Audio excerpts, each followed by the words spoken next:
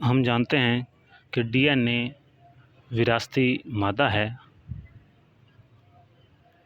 ये साइंसदानों ने बहुत से तजर्बात से साबित किया कि डीएनए ही हेरिडिटरी मटेरियल यानी विरासती मादा है। इसके ज़रिए ही खसूसियात एक नस्ल से दूसरी नस्ल में मुंतकिल होती हैं।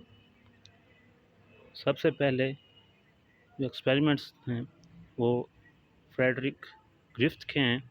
इसने 1928 में एक पैथोजेनिक बैक्टीरिया जो कि नमूनिया काज करता है, जिसे हम स्ट्रेप्टोकोकस नेमोनाई कहते हैं, उस पर बहुत से तजर्बात किए।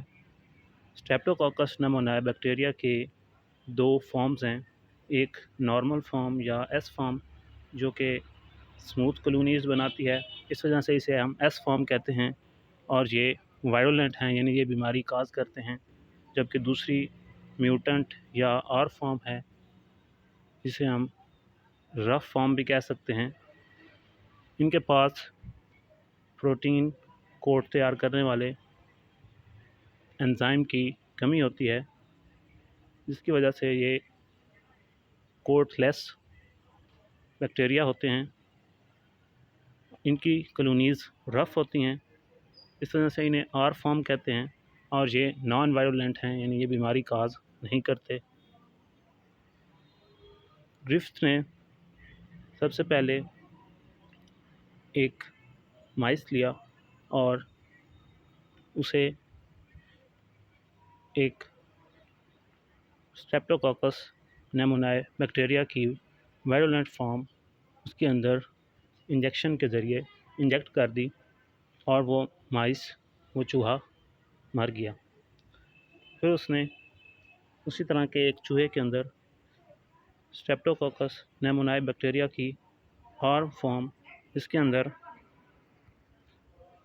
पॉलीसेकेराइड कोट बनाने वाले एंजाइम नहीं पाए जाते, यानी ये कोटलेस यानी आर फॉर्म बैक्टीरिया हैं जो कि नॉन वायरोलेंट हैं।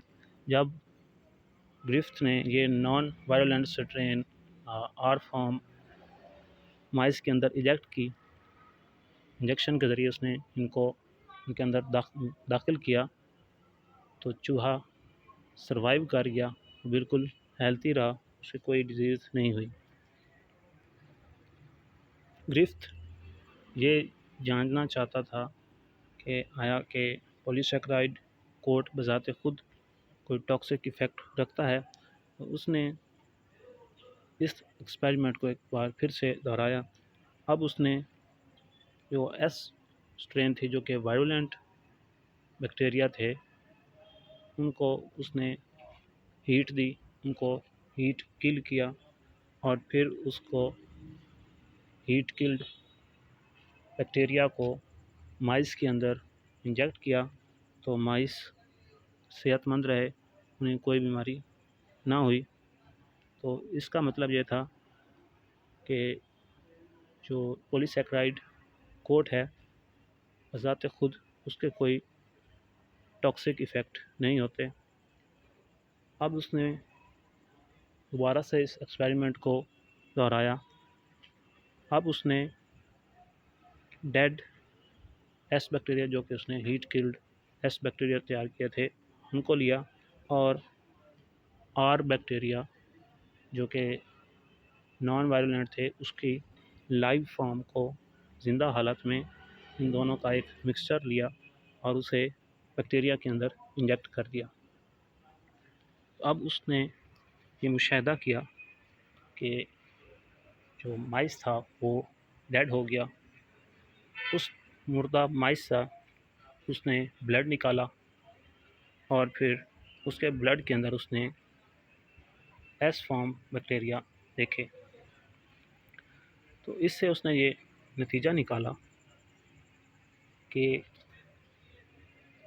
एस बैक्टीरिया के अंदर कोई चीज़ ऐसी मौजूद थी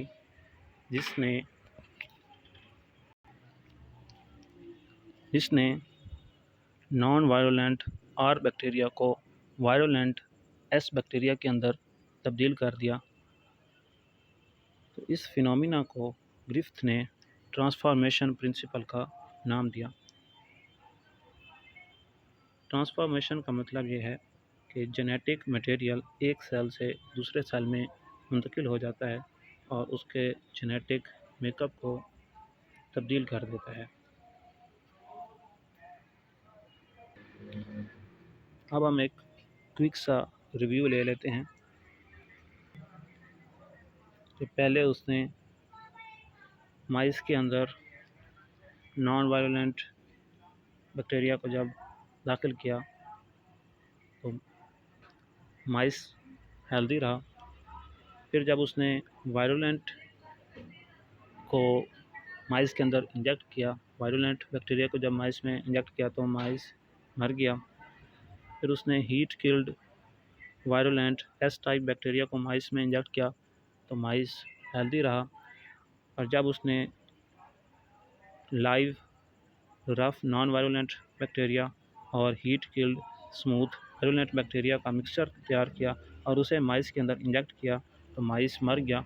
और उसके ब्लड का नमूना जब उसने लिया तो उस ब्लड के नमूने के अंदर उसे एस बैक्टीरिया मिले।